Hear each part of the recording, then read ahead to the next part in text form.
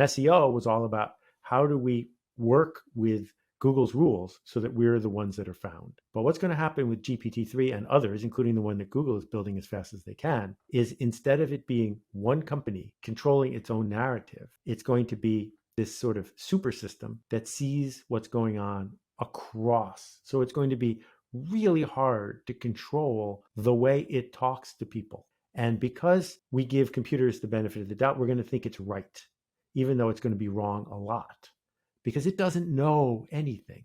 It's simply putting on a show that tricks us into thinking that it is sentient. It's not. It's just playing with words. But that doesn't matter. What matters is when someone asks a question like, what's the best way to get a good night's sleep?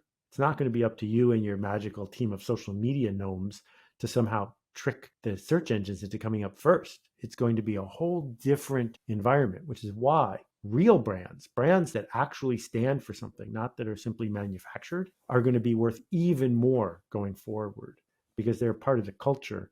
They're not just sort of a commercial hack.